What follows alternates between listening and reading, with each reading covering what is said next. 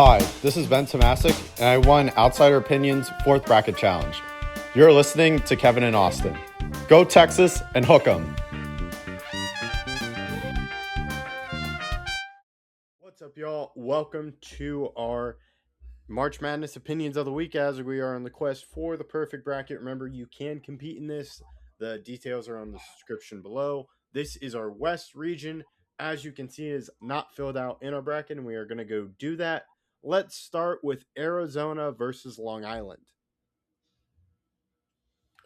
I love the Sharks, but it's Zona. I guess I won't start with this one. I'm taking Zona as well. All right. We can quickly move on to the 8th and 9th seed matchup between Villanova and Utah State.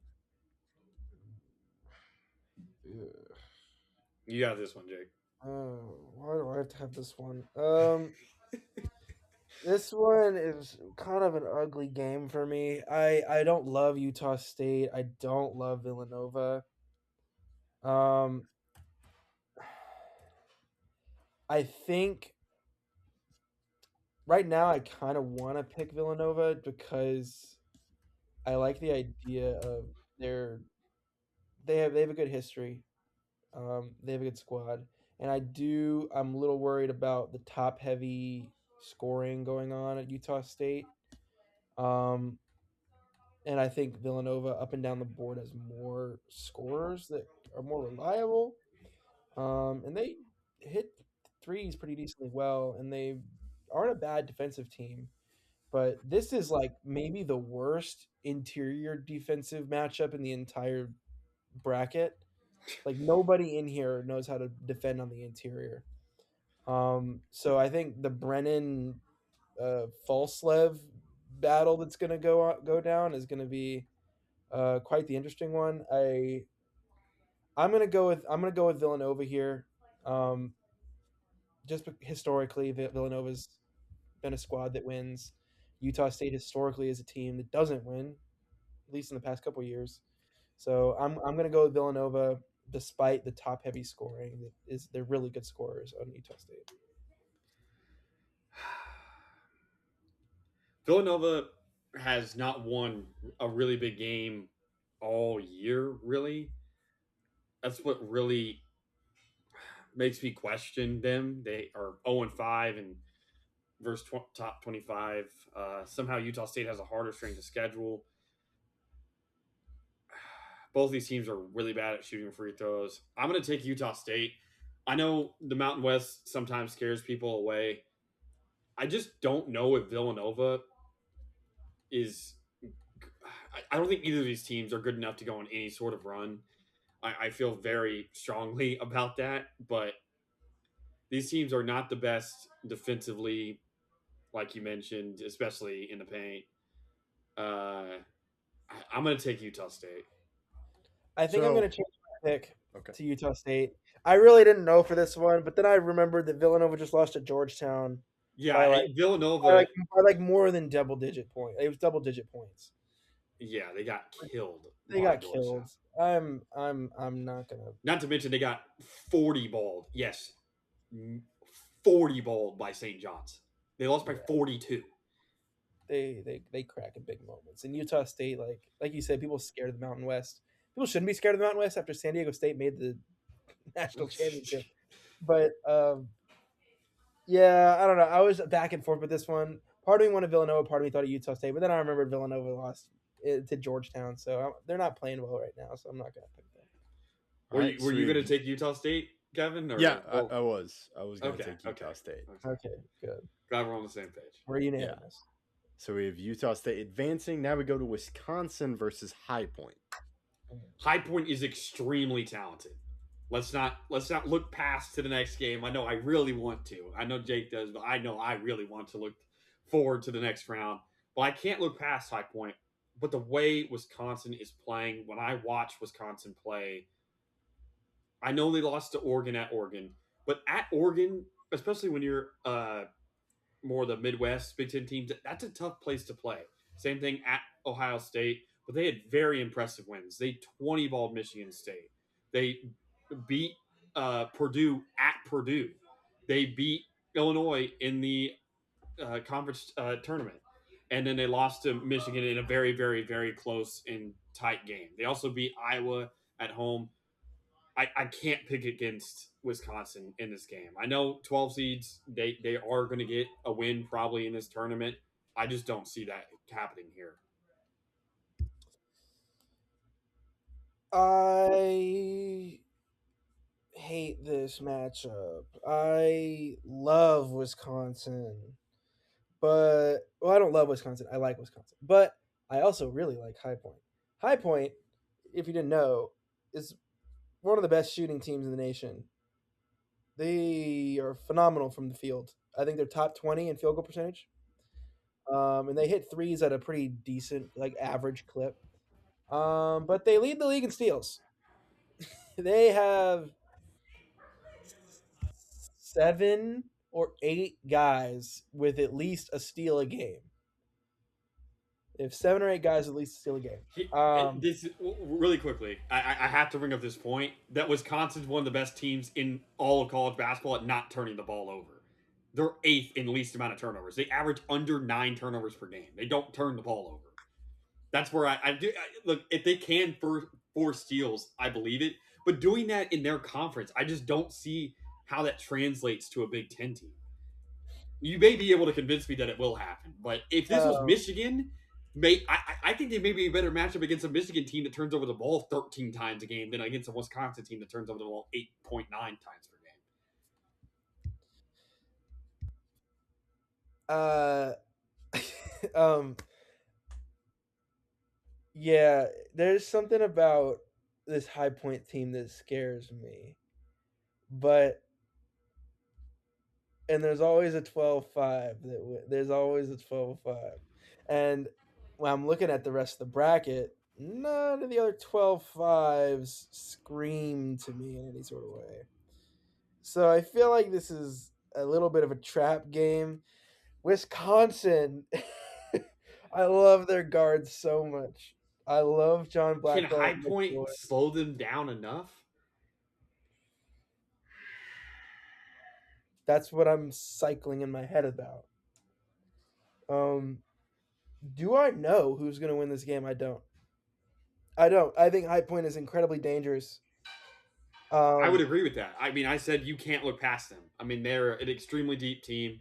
They're led by, I mean, they're basically their entire team is seniors. I'm not even going to lie. Of the 8 players who really play, 6 of them are seniors. So they are a senior led team. But so, I mean, most of the players, I think it's over half of the players who really play a lot for Wisconsin well, like Nick Boyd, also a senior. And Nick Boyd has been in huge moments in the past.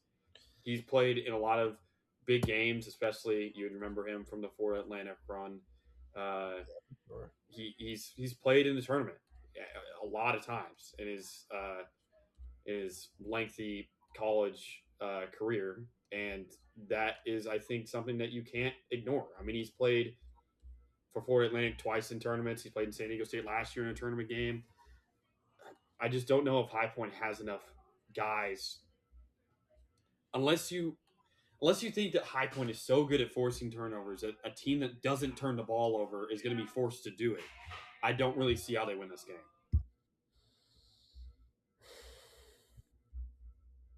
We could leave it up to Kevin, Jake. I'm not against it. The thing is I don't know what I don't know what I think. I like both Let's these see. Let's see. teams. Let's see what Kevin thinks. Then, Kevin, who are you Let's see what taking? Kevin thinks first. Yeah, so I'm looking at it. You mentioned turnovers and steals. I'm looking at the losses right now for Wisconsin, and the largest amount of turnovers in one of those losses is 12. Yeah, that's nothing. That's less than Michigan averages in a game. So Yeah, so that's where I'm in favor of Wisconsin. If High Point was against another team that did turn over the ball more and had the tendency to do that, then they could win. And so I have Wisconsin here. Jake did talk about the 12-5 matchup. There always is. Who knows? But I think you got to go with the team. So this is where I have Wisconsin winning. yeah, because Wisconsin, or sorry, High Point forces 16 turnovers per game. 16.4. That's third in the nation most forced turnovers. Wisconsin's basically half that on average. Even a bad game, like Kevin said, is 12. but that's still 4 under what High Point usually generates. And that's where they get a lot of their points. Fast break points populate a large portion of their points. I think I My have to go worry, Wisconsin. my worry is that you're playing poor defensive teams like Purdue and Illinois, and so they're not playing teams that force turnovers. So that's might be why they're not But also, forcing turnovers. but I think we're both playing devil's advocate in the same way because Yeah, High Point's also doing that against their conference. They're not doing that against Big Ten offenses or Big Ten defenses or Big Ten offenses, right? So is High Point in their conference? Is that close enough to, or what is the amount of turnovers they should expect in this game, and is that enough? I just think like if it was like a few guys who had a lot of amount of a great amount of steals for High Point, I would be more inclined. I would absolutely pick Wisconsin, but there's like 7 guys who can steal the ball. They swarm, they double team, they trap. They are nasty. So I worry about like if you shut down either Boyd or Blackwell, you win a game. I feel like you beat Wisconsin if you shut one of them down. I really do. And so I love the idea of Wisconsin. I love their guards. And my gut tells me to pick the team ran by the guards. So I'm in my personal bracket I in my personal bracket I'm gonna go with Wisconsin too. All right. So we have Wisconsin advancing now. But I'll I'm let saying Austin for the go ahead. record now. Yeah, say for the record now. I understand. I get it. I was I gonna know it's say 12-5 I'm going with. There is going to be a 12-5. I know what I'm going with. I made No, I my can't. I have decision. to High Point. I have to go with High Point. I have to go with High Point. I have to go with All High right. Point. I can't. Wisconsin still advances. Yeah, that's Austin, true. I'll let you take this one. Arkansas versus Hawaii. Hawaii's another team that can't be taken lightly, but Darius Acuff, they can't guard him. He just scores 30, they win. I like Arkansas. I like Arkansas. Not even just Darius Acuff. That whole team is up down the board. Is pretty good.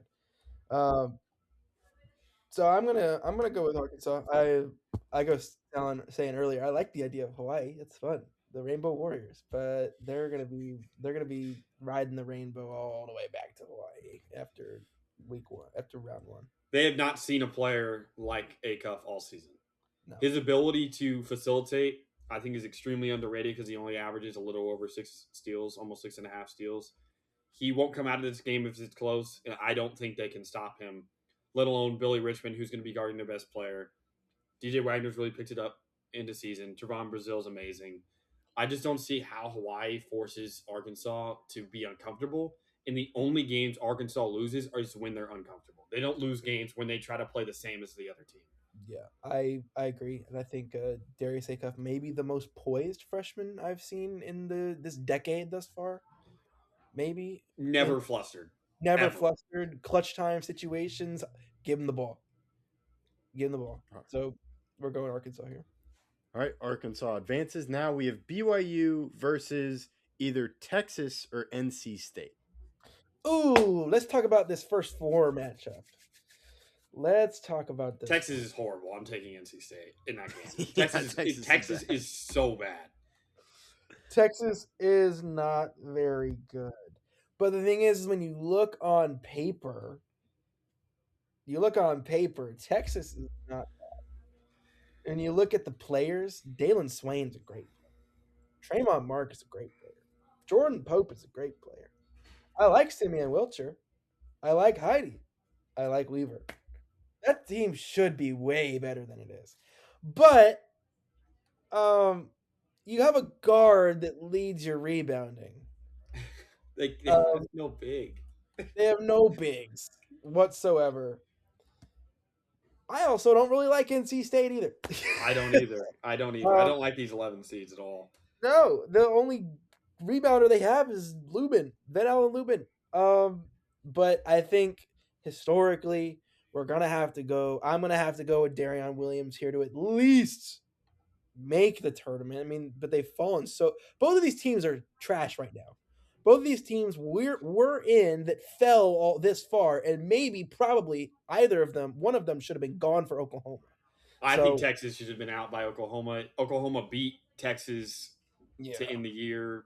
I yeah, I agree. Oklahoma should have been in, but Texas is look, terrible. NC State's terrible. I'm still gonna pick NC State to win this one over Texas. yeah, Okay.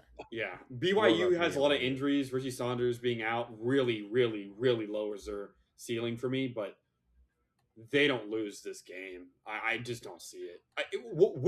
Which of these teams is stopping AJ Demancin? Neither is the answer, but I just don't know. Or Robert Wright. I mean, there's just no way. I just don't see how they stop both of those guys, let alone one of them. I'm gonna pick NC State. Why do you ask? Because they still steal the ball decently well. They're kind of trash, but I like the matchup because Richie. I mean, BYU's not great either, and they're not playing their best ball right now. And NC State, while they did lose, who did they lose to? They lost in the ACC tournament. Virginia. Where's They yeah, lost to Virginia? Virginia, who is really good right now. They were close to beating Virginia. They were they not? Were they close? Yeah, I think they were close. They were close, and they scored a lot of points against Pittsburgh. Which you're supposed to beat Pittsburgh, Yeah, but but you're supposed to beat Pittsburgh. But they were close against Virginia, and they in that Virginia game, I saw something like it was like a shift that happened in the middle of the game where there was all of a sudden a cohesive offense that I hadn't seen in weeks, maybe months.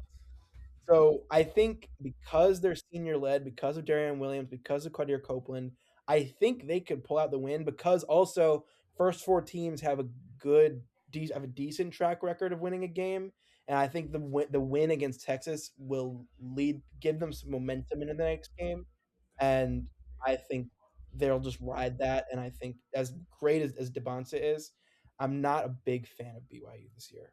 I'm not a big fan. I don't think they're up and down the board a very complete team. without Um, Richie Saunders, I agree. without I don't like this team a lot. if they had Richie Saunders, I would probably go with BYU here. But for me, I'm going to go with NC State here, just because right now I actually could see them surprising a lot of people because I saw, in a loss, I saw a shift in their offense. And they're gonna have in this situation they have a win over Texas already, giving them momentum in the next round. Kevin, you're the tiebreaker. So this NC State does not have DJ Burns. Yes, BYU is not playing well right now, but I'm still going BYU.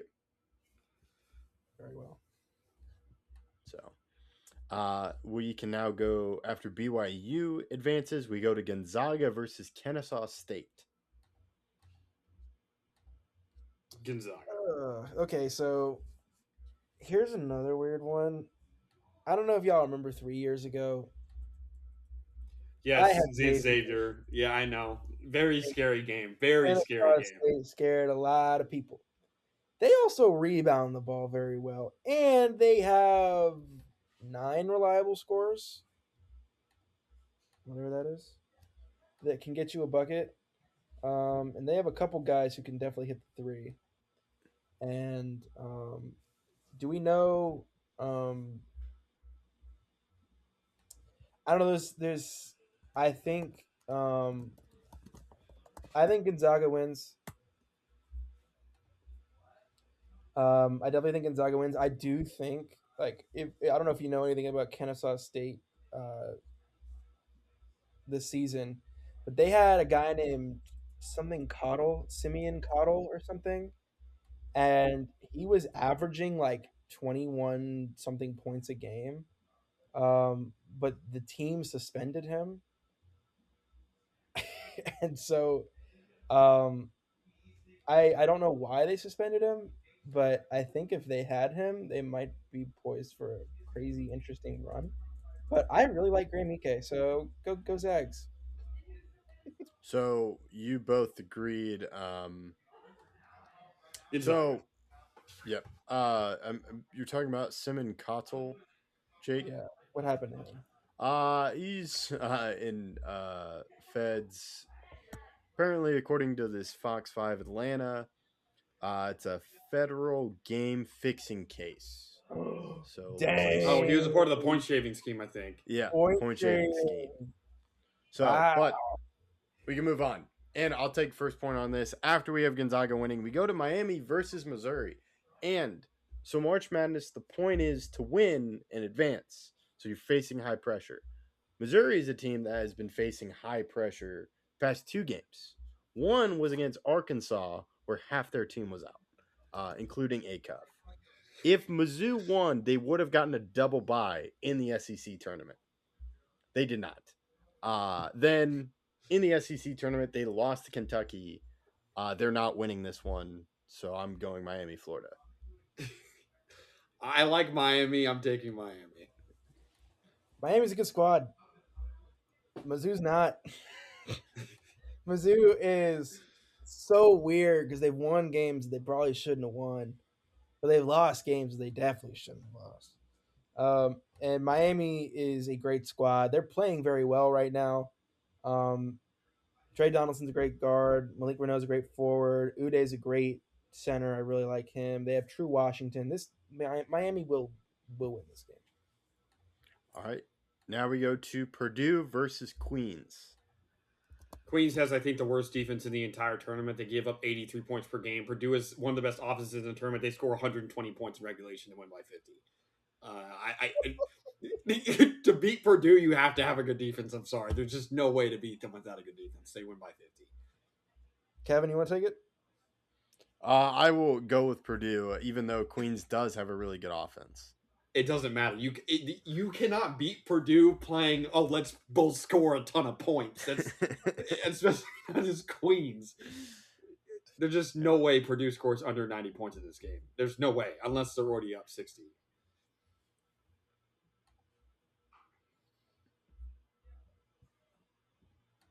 Jake. Purdue. All right. Now we have Purdue versus Miami. Who wins this one?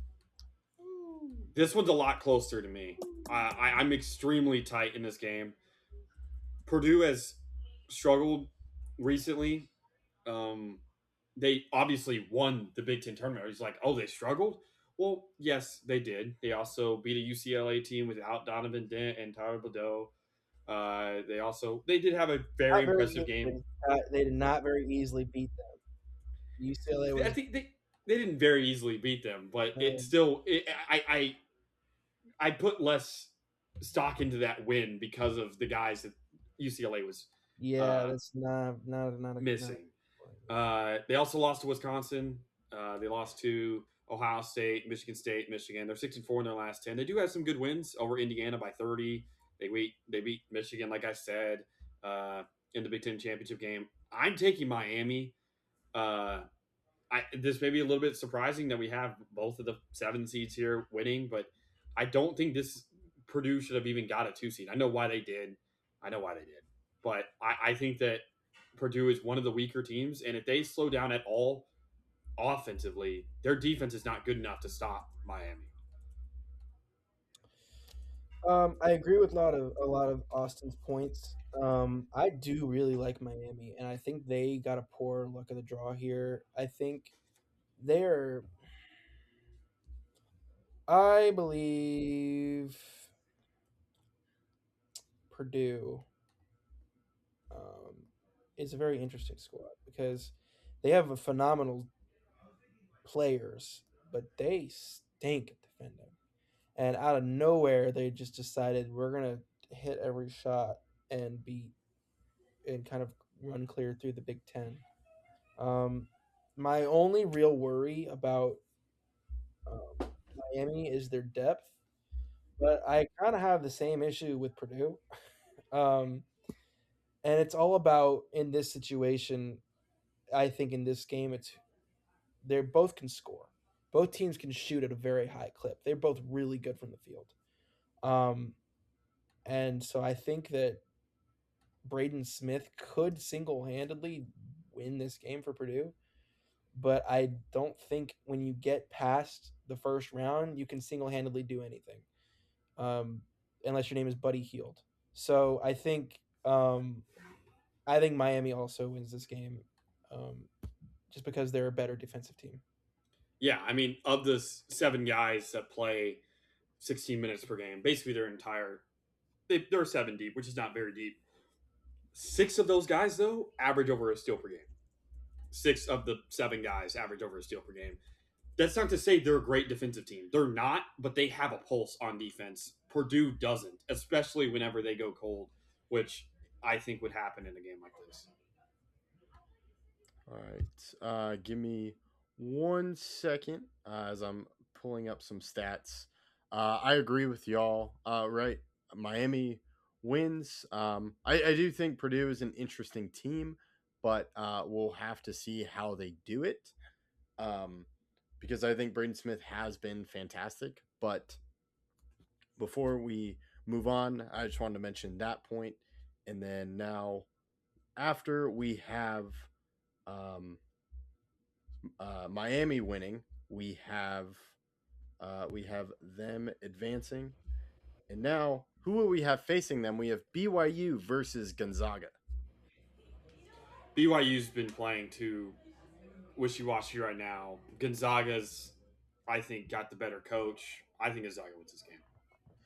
I also think Gonzaga wins this game. I have them against NC State, but Gonzaga, I think, over against BYU, they win that game. Graham Ike is just a monster on the interior. He is so good. He reminds me of like Adama Sanogo. He's so fun, and I remember that UConn run very very vividly. So I'm gonna go with Graham Ike in the Zags here. So we have Gonzaga advancing to face Florida. Now, Austin, I'll give it to you again. Arkansas versus Wisconsin. You mean Miami, right? Or yeah. Sorry, what did I say? Arkansas Florida. or You said Florida. Florida? Oh, I, oops, I, I hope I hope Gonzaga's not playing Florida. That'd be a bad game. yeah. Wisconsin versus Arkansas. Oh man, I have to take Arkansas here. As much as I want to take Wisconsin, I don't know if Wisconsin is going to force them to play out of their comfort zone. Arkansas loses games against teams that force them to play out of their comfort zone. I don't think that they do that here, and I think Arkansas would win in a game like this. They have one of the best offenses in the country. They're third in points per game. Arkansas is.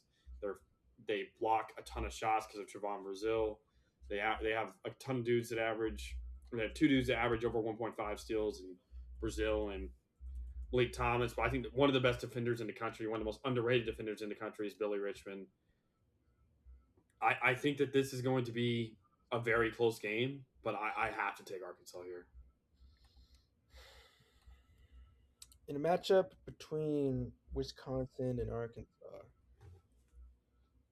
I'm also going to pick Arkansas. Um, the team up and down the board is very full.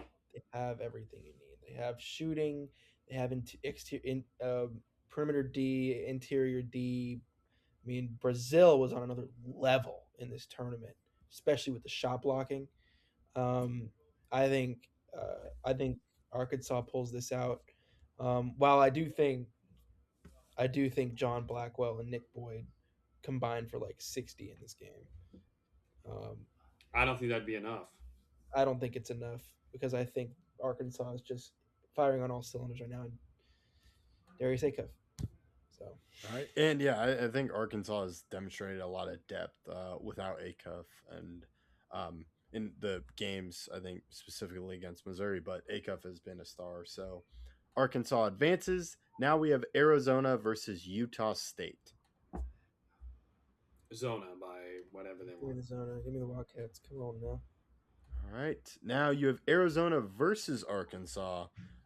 Arizona had some trouble against Iowa State in the conference tournament, specifically with their turnovers. And that gave Iowa State a big lead in that first half. Arizona did overcome that, and Arizona has averages 9 steals a game, which is more than Arkansas 7.4 steals per game. So I think I would pick Arizona. I'll go ahead and go with this one just so save Austin the trouble of having to stress. I'm taking Arizona in this game as well. You said that they struggled with the turnovers against Iowa State. They kind of struggled against Iowa State. They struggled for the first 4 minutes of the game, and then at that point they were smooth sailing. They shot unbelievably from the field, unbelievably from three. Um, like you said, they force a lot of turnovers and they steal the ball. And this team is, in my opinion, the most complete team I don't know in if the tournament. I don't know if they shot well from three. Del Orso hit 6 of their 8 threes, but yes, they did. Karchenkov, Karchenkov also hit some threes. Bradley That's all didn't he shoot. just that's all their threes. Bradley didn't shoot a three. We know he can hit them. We know he can Sure, hit them. I understand And that. we know Burries just had a really bad game against Iowa State. They were shutting him down, but that's why this team is so valuable to me and so well rounded because you have your leading scorer Braden Burries score what 4 points and you win against an Iowa State team that was demolishing teams before they came into that game, demolishing. And that's why I think Arizona is the most complete team in the league at this moment. And the team started hitting their threes again. Like Del Orso, in the championship, he didn't hit a three. Who was hitting the threes? Bradley, Burries, Karchenkov again. Like, so they have an unbelievable like revolving door of scorers who can get buckets when you need them.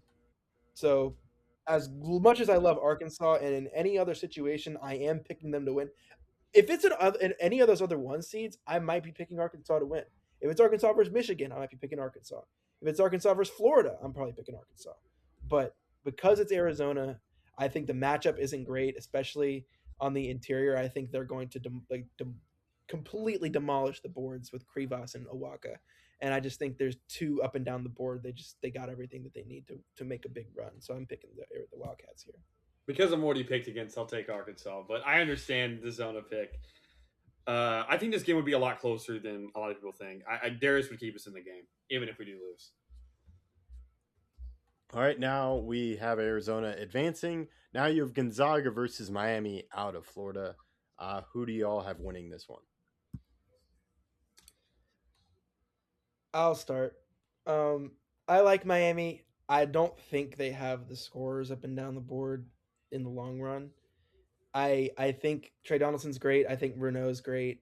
True Washington is hit or miss. Um, he's sometimes there, sometimes not. Gonzaga has like 10 guys that could get you a bucket. They don't on paper, they don't look like they score a lot, but some of those guys on the lower end of their scoring who average like 5 points, they hit their threes pretty well and they've shot a decent amount of threes. So I think that they have a good squad. They got a lot of depth.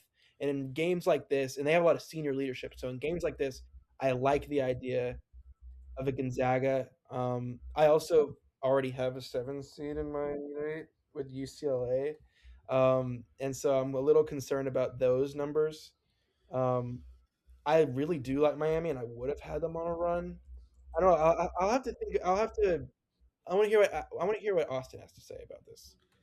I think Miami, if you look at their top 4 scorers, there's not many teams in college basketball that can keep up with their top 4 scorers. I mean, they have 4 guys that average 12 plus points. I mean, there's not many teams that can match up with that.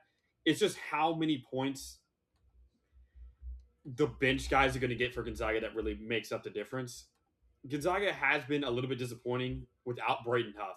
If Huff may be back by this time. Right now, he's projected to be back by the 25th, which would be before this game because that game would be on the Thursday. I think it would be on the 26th. So if Huff is back, I'm fine taking Gonzaga here, but I do think Miami is extremely underrated. Uh, I just don't know if they're going to get enough points from their bottom guys. I Uday averages 7 points per game and plays extremely good defense. He's an extremely good paint defender, and that's why I'm not necessarily worried about Ek taking over this game because Ek's well, he can shoot a little bit. He's primarily a guy that's getting stuff done in the paint, and I think that he could be shut down by Uday, but I don't know necessarily if Huff is back in this game. If Huff misses, I'm taking Miami every time because I don't know without Huff if they're going to have enough scoring. But if Huff plays, which right now it looks like he might, I understand the Gonzaga pick. I'm going to take Miami though, but I'll let Kevin be our tiebreaker. It's just really Huff for me whether or not he plays.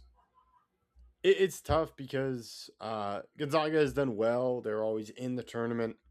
Um, but I do think there's concern for me, which is how they're doing. You talk about Huff. He's doubtful for the first and second rounds.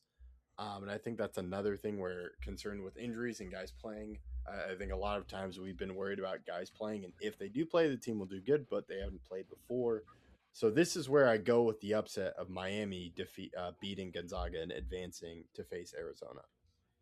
Yeah, I mean, if you look at the third leading scorer, if Huff doesn't play, the second leading scorer is only 11 points at Tyler Grant Foster. And while he is good, especially off the bench, I just think that they've lost too much there to Can I keep up with say the points. can I say that Tyon Grant Foster, while on paper, doesn't look like he's had a great season.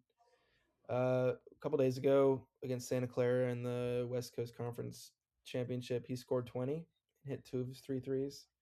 And That's the other guard, Saint Superi, he hit six threes.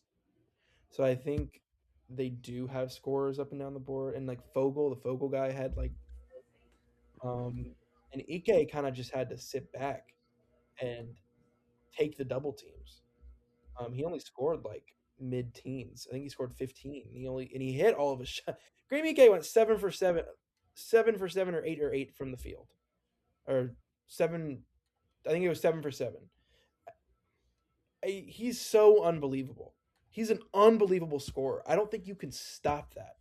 I really, really don't. And if you do double team him, they've shown that they have guys who can I score. don't think they have to double team though. I think Uday. I'm not saying stop mean hold to 5 points. I just don't think he's scoring 20, which is his average. I think they could hold him to 15 points. And I've also seen they kind of have struggled in the past at guarding guards. Uh, Mikey Lewis, I think it is for St. Mary's, scored what was it 31 or something like that against them. They're not the best. Christian Hammond in the WCC championship game scored 24, and Miami is built on guard scoring. There's a lot of those guys are, and they have two guards that average 12 plus points per game.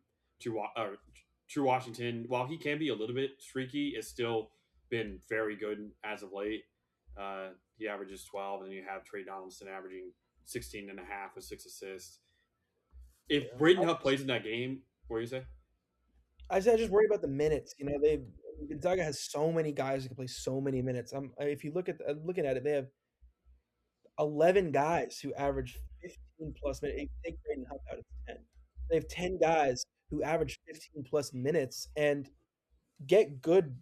They score and they hit their shots and they play good defense. Guys at the bottom of the roster, three of them average over one steal a game. So I think that they're gonna be um, they're gonna be healthy and they're not gonna be tired.